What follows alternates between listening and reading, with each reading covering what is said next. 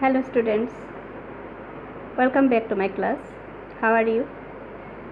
I hope all of you are very well with Eid and beef, isn't it? Okay, today I have come in front of you with some other rules of right forms of verb. Please follow me. I hope all of the rules will be very easy for you if you follow me. Okay. Like before, today I also discuss from book as I have no scope to use board. So follow the rules. Rules number 9. If there is any words that indicates past time in a sentence, I told past time, past indicating words like yesterday, ago, long since, last night, before. Okay, if there are these words in any sentence, the sentence will be in past indefinite tense. Okay, the sentence will be in past indefinite tense. Then the verb will be the simple past. Okay, behold the example. He left home last night. That is the word last night. So the sentence will be in past indefinite tense. So we have to use simple past form of the verb after the subject. Then he left home last night. The right forms of the verb will be he left home last night. Left, subject plus past form of the verb. Subject plus verb to. That is the form of past indefinite tense. Okay, there is another example. I come home yesterday. Yesterday is the past indicating word, so the sentence will be in past indefinite tense. So the verb will be I came home yesterday. Subject plus past form, that is past indefinite tense. Okay, there is also another example. I see you long ago. Long ago, this is the past indicating word, so the sentence will be past indefinite tense. So the right forms of verb will be I saw you long ago. Saw you. Saw, subject plus verb to, or the sentence will be the past indefinite tense. Okay. Now comes the rule number 10. No sooner had than, scarcely had when, hardly had before. All these are structures of past perfect tense. Past perfect tense. You know, in past perfect tense we use two verbs. One is past indefinite tense and another verb is in past perfect tense. But in these kinds of structure we also use two forms of verbs, but these are some different. Okay, because in these structures the subject is used between the auxiliary verb and the main verb. Okay, and we have to use the past perfect tense in that verb that is closer to the word no sooner, scarcely or hardly. If you notice the examples, the rules will be more clear. Look, no sooner had he seen the police than he ran away. No sooner. I told you that we have to use past perfect tense in the closer verb of no sooner or scarcely or hardly. So this verb C is more closer than no sooner, so we use past perfect in this verb. Okay, and the another one is past indefinite tense. So we have to use past perfect in this verb. So because that is more closer than no sooner, closer with the word no sooner than the verb run. Okay. So this is the past perfect form. And look, no sooner had we seen the police than he ran away. No sooner had we seen. Look, if we use no sooner or scarcely or hardly, the structure is some different. I told you, because we use subject between the auxiliary verb and the main verb. Look, this is the subject, he, and had is the auxiliary verb, and seen is the main verb. So if the structure is no sooner, then we have to use had before the subject and then the main verb. That means the third form of main verb, past participle form of the main verb, and then come the other part of the sentence. We use then, tha, and then for the structure, and the second verb will verb of past indefinite tense. That means the second form of the verb. Okay.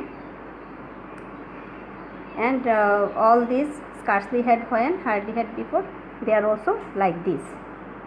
Okay. Now comes rows number 11. It is the rows of since. When since is used as conjunction. Okay. So since is in these kinds of sentences, since will be used in the middle of the sentence. In the middle of the sentence, and there is a part, first part before since, and there is another part after since, and since is used in middle of the sentence. If since is used middle of the sentence and the first part of the sentence is in present indefinite tense or present perfect tense, present indefinite or present perfect tense, then the second part of the sentence will be in past indefinite tense. Okay. If since is used in the middle of the sentence as a conjunction and the first part of the sentence will be in present indefinite tense or present perfect tense, then the second part of the sentence will be in past indefinite tense. Behold the example. It is many years since I come to Dhaka. Since is used in the middle of the sentence, and there is in the past part of the sentence, and there is present indefinite tense. It is many years. It is many years. So it is an example of present indefinite tense. So the second part of the sentence will be past indefinite tense. I come to Dhaka.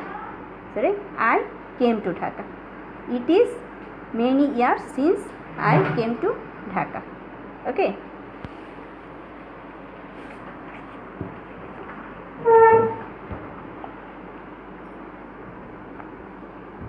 There is another example. Many years have passed since his father died. In this sentence, there is also since in the middle of the sentence, and if the first part of the sentence is present perfect tense, so the second part of the sentence will be in past indefinite tense. Okay. Many years have passed, so it is past present perfect tense. So the second part will be past indefinite tense. That means many years have passed since his father died. It is past indefinite tense. Okay. There is another rule of since, that is, if since is used in the middle of the sentence, that means as a conjunction, and the first part of the sentence is in past indefinite, then the second part of the sentence will be in past perfect. It was many years since they first met, past indefinite. So the another part of the sentence will be past perfect. It was many years since they had first met. Had meet, past perfect. Okay. Another example. It was long since I see her last. Was long since. That means past indefinite tense. So the second part of the sentence will be past perfect tense. It was long since I had seen her last. I had seen her last. Okay. Rules 13. Before and after.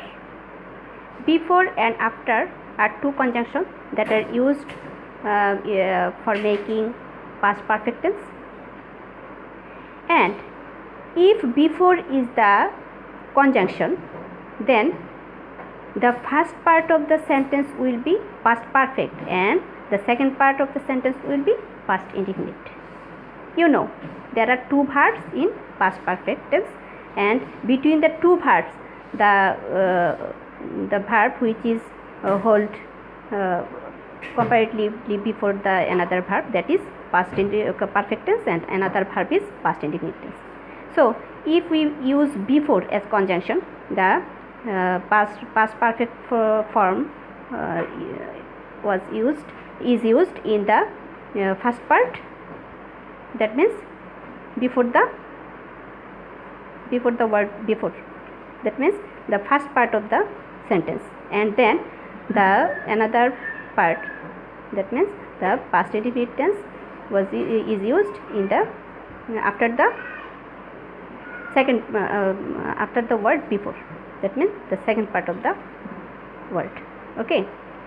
So before is the conjunction here, and the past part will be in past perfect tense and second part will be in past indefinite tense. Watch it. The patient had died. Had died. That means it is the past perfect tense. So it is used. This first part is used before the word before.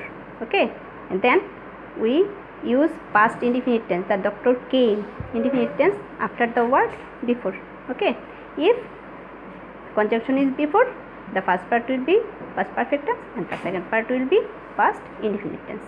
Okay, and if the conjunction is after, the first part will be past indefinite tense and the second part will be the past perfect tense. Look this. The patient died. Patient died, past indefinite tense, after the doctor had come, past perfect tense. Okay, so we use past perfect tense before the conjunction before, and past indefinite tense after the conjunction before, and we use past indefinite tense before the conjunction after, and past perfect tense after the conjunction after. Okay. The description is more complicated. Okay.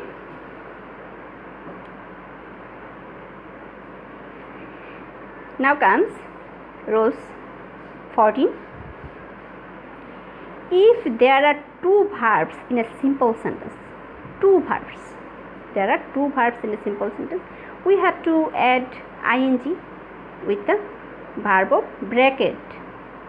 I saw him go. It is a simple sentence, and there are two verbs. There are two verbs, saw and go, and the go verb is in bracket, and we use ing with the verb the bracket. Okay, I saw him going. But if the verb of the bracket indicates the intention or purpose, then we have to use infinitive. That means we have to use to before the verb. Look this. I don't want leave this place. I don't want leave this place. It is an purpose. Okay, so I have to use infinitive of this verb. So the right form of verb will be I don't want to leave this place. To leave, not living, because it expresses intention or purpose. Okay, but if the sentence is simple and there are two verbs in the sentence, we have to use ing or infinitive of the bracket, verbs of the bracket. Okay, now rules 15. There are some verbs, some words: had better, had rather, would better, would rather, late, must, need, dare. If these kinds of words in a sentence, we have to use bare infinitive with the verb of the bracket. Okay, look, you had better to go home. To go. We have to use bare infinitive. Bare infinitive means infinitive without to. The verb, infinitive verb which has not to is bare infinitive. We know that verb, any verb with to is infinitive, but the verb which is without to but infinitive, that is bare infinitive. You had better go home. So it is a bare infinitive because we do not use to but only the base form of the verb. Okay, I will not let you to enter the classroom. Late, because there is a word late, we have to use bare infinitive after late. Okay, I will not let you to enter the classroom. Only enter, we will use only enter because we will use bare infinitive after late. Okay, now rule 16. If there is would that in starting of a sentence, would that in starting of a sentence, then we use subject and we use could after the subject and the main verb after could.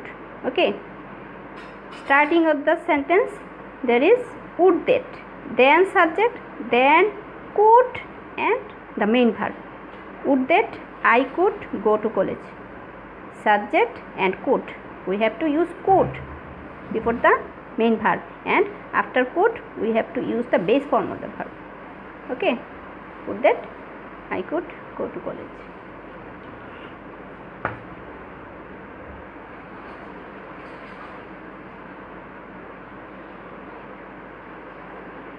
Now come rule 17. We have to use past participle form of the verb after to be or having. After to be or having, we have to use the past participle of a verb. He ran away having take the money. There is the word having, so we have to use past participle form of the verb. Okay, he ran away having taken the money. Same in the same form will be used after to be. The principal desired the notice to be hung. To be. So we have to use the past participle form of this verb. The principal desired the notice to be hung. Hang, hung, hung. Okay. Rules 18.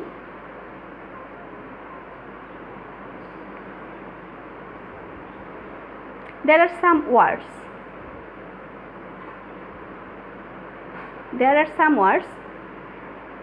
Like mind, oath, without, past, cannot help, could not help, with a view to, look forward to, would you mind, get used to, and all prepositions without to.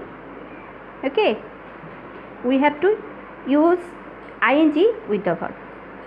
So you have to memorize these verbs, these words. Okay, we have to memorize these words and these rows, and after this word, after all these words we have to use ing with the verb. Look at the example. I went to the library with a view to read there. With a view to. There is a word, this word is also in the list, with a view to. If there is this word with a view to, we have to add ing with the verb of the bracket. Okay. I went to the library with a view to reading there. He never thought of. It is a preposition. Okay. After all preposition we have to add ing with the verb. Okay. We never thought of going there. And all these are like that. Okay. So all these are today. I will come with another class as soon as possible. Okay, thank you very much.